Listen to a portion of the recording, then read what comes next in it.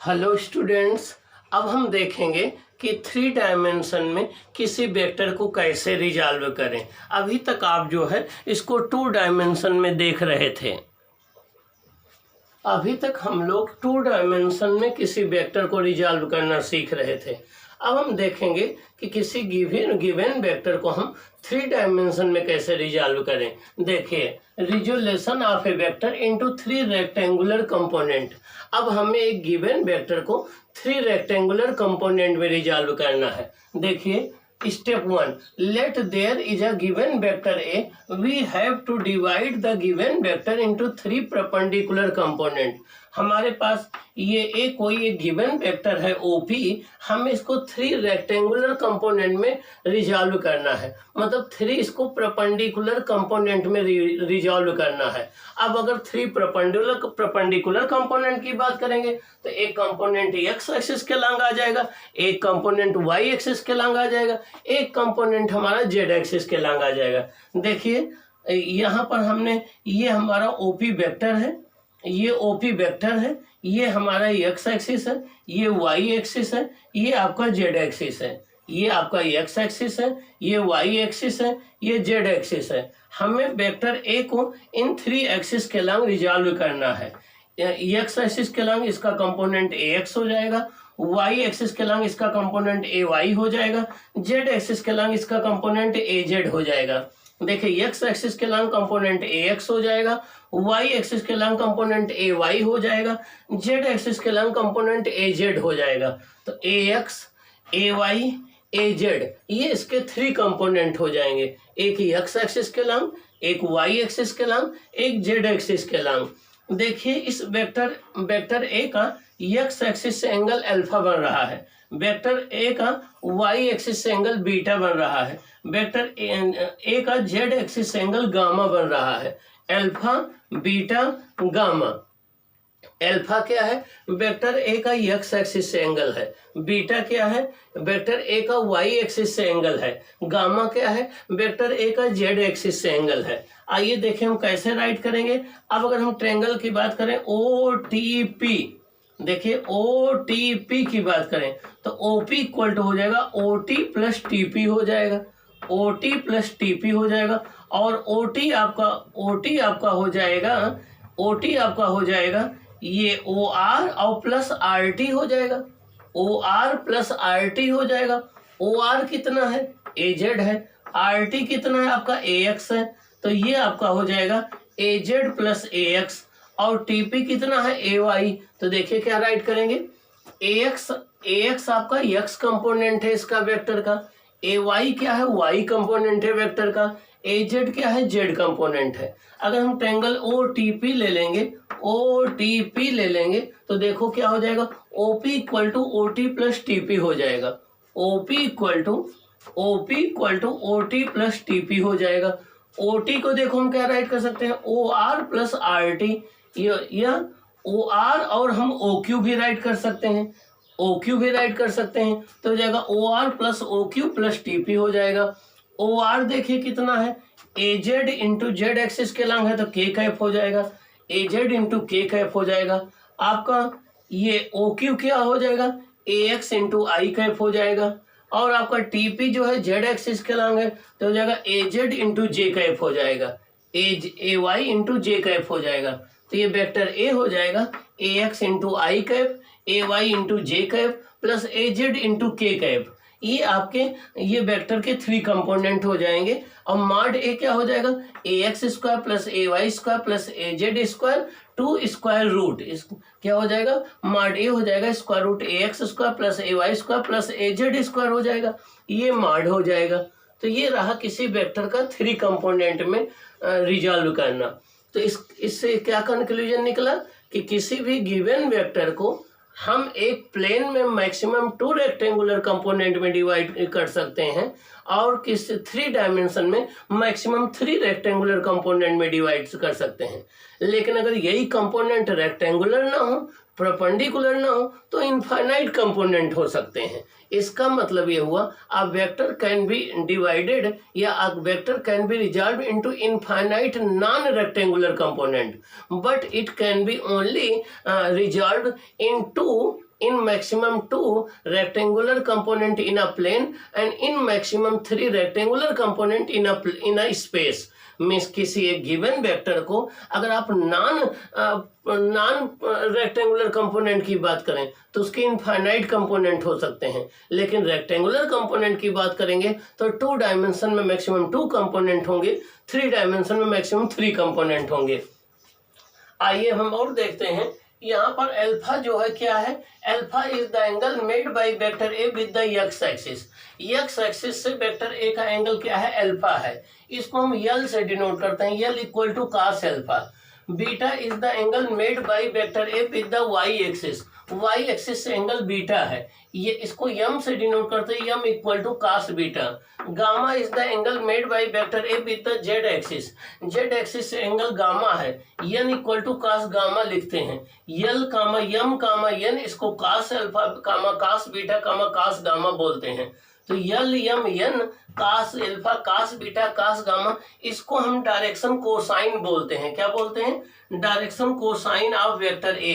क्या बोलते हैं, direction cosine of vector A. cos alpha cos beta cos gamma L comma यन, इसको हम बोलते हैं direction cosine of the vector A. L जो है वो आपका cos अल्फा के इक्वल है, यम जो है cos बीटा के इक्वल है, यन जो है cos गामा के इक्वल है। इनमें आपस में रिलेशन होता है l square plus m square plus n square equal to 1। cos square alpha plus cos square beta plus cos square gamma equal to 1 होता है। ये इंपॉर्टेंट रिलेशन है। अगर यहीं पर आपसे sine square alpha plus sine square beta plus sine square gamma पूछा जाए तो ये 2 के इक्वल होता है। अब यहाँ से cos अल्फा कैसे निकालेंगे, cos अल्फा होता है इक्वल टू यल, ये हो जाता है ax अपान वेक्टर मॉड ए, ax अपान वेक्टर मॉड ए, तो ax अपान ए हो जाता है। cos बीटा हो जाता है ay अपान ए, cos गामा हो जाता है az अपान ए। तो यहाँ से ax इक्वल टू हो जाएगा a cos alpha, ay equal to हो जाएगा a cos beta, az equal to हो जाएगा a cos गामा। तो ax square plus ay square plus az square हो जाएगा। यहाँ पर a कॉमन हम ले लेंगे, a कॉमन ले लेंगे तो हमारा ये हो जाएगा cos square alpha plus cos square beta plus cos square gamma, ये a स्क्वायर कॉमन हो जाएगा। इसकी वैल्यू 1 होती है तो आपका हो जाएगा ax square plus ay square plus az square equal to a square into 1।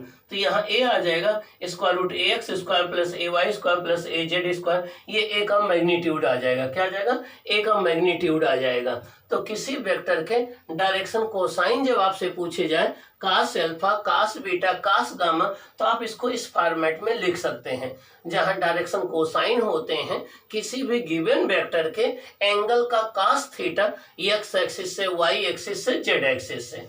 अब हम देखेंगे कि 3 डायमेंशन में किसी ऑब्जेक्ट के पोजीशन वेक्टर को हम कैसे राइट करें। 3 डायमेंशन में किसी ऑब्जेक्ट के पोजीशन वेक्टर को हम कैसे राइट करेंगे, अब हम ये डिस्कस करेंगे। अब हम देखेंगे कि किसी भी कोई भी ऑब्जेक्ट अगर स्पेस में हो तो उसके पोजीशन वेक्टर को हम कैसे राइट करते हैं। अब हम देखेंगे कोई भी ऑब्जेक्ट अगर स्पेस में हो तो उसके पोजीशन वेक्टर को कैसे राइट करते हैं। देखिए, position vector of an object in 3 dimension. कोई भी मान लीजिए बर्ड्स फ्लाई कर रही है, कोई भी आपका स्पेस में है, उसका पोजीशन वेक्टर राइट करना है। Let P be the position of an object in space.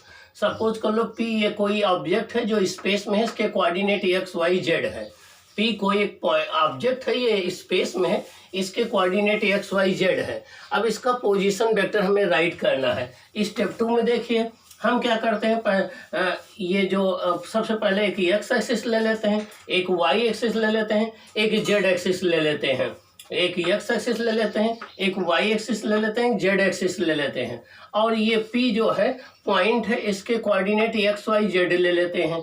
अब हम क्या करते हैं, ओरिजिन O से पॉइंट P को ज्वाइन कर देते हैं, ये पोजीशन वेक्टर R आ जाता है। इस पोजीशन वेक्टर R का x एक्सिस से एंगल अल्फा है, y एक्सिस से एंगल बीटा है, z एक्सिस से एंगल गामा है।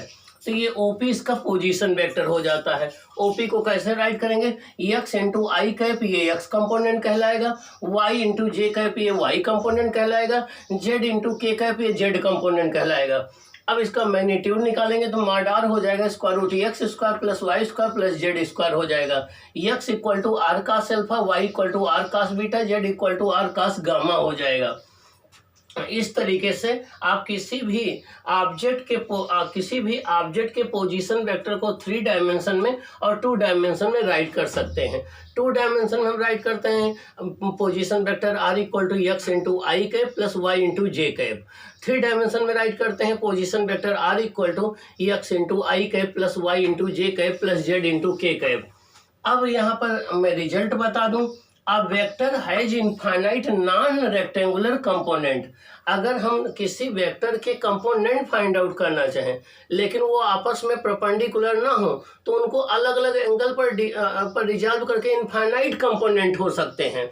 लेकिन अब vector has maximum 2 rectangular component in plane. किसी प्लेन में आप चाहते हो किसी वेक्टर को रिजॉल्व करना, वो भी एक दूसरे के परपेंडिकुलर या 90 डिग्री पर, तो केवल उसके मैक्सिमम 2 कंपोनेंट होंगे ax और ay। केवल मैक्सिमम 2 कंपोनेंट होंगे ax और ay होंगे आपके, केवल 2 ही कंपोनेंट होंगे ax और ay होंगे। और अगर आप चाहते हो किसी वेक्टर को आप 3 डायमेंशन में रिजॉल्व कर दो रेक्टेंगुलर कंपोनेंट में, तो उसके 3 कंपोनेंट हो जाएंगे ax, ay और az 3 कंपोनेंट हो जाएंगे। तो अब vector have infinite non rectangular component, अब vector has maximum 2 rectangular component in a plane, अब vector has maximum 3 component rectangular component in a space. अब हम देखें, अगर किसी वेक्टर का खुद के परपेंडिकुलर डायरेक्शन में कंपोनेंट 0 होता है, किसी वेक्टर का खुद के परपेंडिकुलर डायरेक्शन में कंपोनेंट 0 होता है। अब वेक्टर है 0 component in its perpendicular direction. Suppose कर लो ये कोई वेक्टर ए है, अब इसके परपेंडिकुलर इसका कंपोनेंट निकालना है, तो हमने वेक्टर ए के डायरेक्शन में एक्स एक्सिस ले लिया, इसके परपेंडिकुलर वाई एक्सिस ले लिया। अब ए का कंपोनेंट एक्स डायरेक्शन में हो जाएगा vector A x equal to A x into i cap, A cos 0 into i cap. किसी वेक्टर का खुद के साथ एंगल 0 डिग्री होगा। देखिए जिस डायरेक्शन में एक्स है उसी डायरेक्शन में वेक्टर ए है, दोनों एक दूसरे के पैरेलल हैं, कोलिनियर हैं, तो इनके बीच में एंगल 0 डिग्री होगा। ए कास 0 इंटू आई कैप तो हो जाएगा ए आई कैप। तो किसी भी वेक्टर का खुद के डायरेक्शन में कंपोनेंट उस वेक्टर के इक्वल होता है। अब ए वाई हो जाएगा, ए वाई इंटू जे कैप, ये हो जाएगा ए कास 90 इंटू जे कैप। कास 90 0 होता तो 0 हो गया। तो किसी भी वेक्टर का अपने परपेंडिकुलर डायरेक्शन में कंपोनेंट 0 होता है, किसी भी वेक्टर का अपने परपेंडिकुलर डायरेक्शन में कंपोनेंट 0 होता है, और किसी भी वेक्टर का खुद की डायरेक्शन में कंपोनेंट उसी वेक्टर के इक्वल होता है। इसका मतलब हो गया कि किसी वेक्टर के कंपोनेंट हमेशा वेक्टर होते हैं। Number 1 point. सेकंड पॉइंट, किसी वेक्टर का कंपोनेंट 0 भी हो सकता है। नेक्स्ट पॉइंट, किसी वेक्टर का कंपोनेंट उसी वेक्टर की इक्वल भी हो सकता है, लेकिन कभी भी किसी वेक्टर का कंपोनेंट उस वेक्टर के मैग्नीट्यूड से ग्रेटर नहीं हो सकता। फिर से सुन लीजिए ये बात, मैं ये बता रहा हूँ कि किसी भी सपोज कर लो ये ए कोई एक वेक्टर है, इसका मैग्नीट्यूड ए है। अब इस वेक्टर का जो कंपोनेंट है, मान लीजिए वो ax है, वो इसके इक्वल हो सकता है। इसका कंपोनेंट जो है वो इसके 0 के इक्वल हो सकता है, मीन्स इसके इक्वल हो सकता है, 0 के इक्वल हो सकता है, लेकिन कभी भी कोई कंपोनेंट जो है वो किसी वेक्टर के खुद से ग्रेटर नहीं हो सकता। तो किसी भी वेक्टर का कंपोनेंट कभी उससे ग्रेटर नहीं हो सकता है, हाँ उसके इक्वल हो सकता है या 0 हो सकता है। तो ये बात आपको। अब हम देखें कि डेली लाइफ में हम रिजोल्यूशन ऑफ वेक्टर का कहाँ यूज करते हैं। तो जब हम जमीन पर चलते हैं, वॉकिंग करते हैं, देखिए walking of a man is the example of resolution of vector. जब हम जमीन पर चलते हैं तो हम जो है रिजोल्यूशन ऑफ वेक्टर का यूज करते हैं। कैसे, आइए हम एक्सप्लेन करें। ये आपका ग्राउंड है, ये ग्राउंड है। जब हम ग्राउंड पर चलते हैं तो हम ग्राउंड को प्रेस करते हैं, हम ग्राउंड को नीचे की ओर दबाते हैं, प्रेस करते हैं, तो ग्राउंड भी हम पर रिएक्शन फोर्स अप्लाई करती है। देखिए आर, ग्राउंड पे हम पर रिएक्शन आर अप्लाई करती है। इस रिएक्शन का 2 कंपोनेंट हो जाता है, एक R cos theta parallel to the surface, एक R sine theta perpendicular to the ground.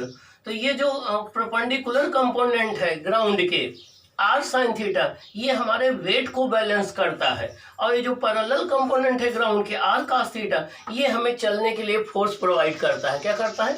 चलने के लिए फोर्स प्रोवाइड करता है। तो जब भी हम ग्राउंड पर वॉकिंग करते हैं तो वॉकिंग जो है रिजोल्यूशन ऑफ वेक्टर का एक एग्जाम्पल है। वॉकिंग जो है रिजोल्यूशन ऑफ वेक्टर का एक एग्जाम्पल है।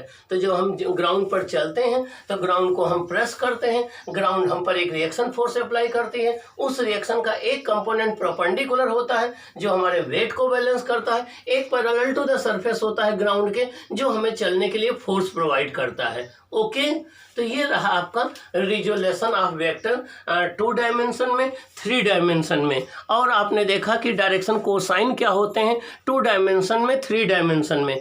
अब हम देखेंगे कि इस पर बेस्ड न्यूमेरिकल कौन कौन से हैं। ओके।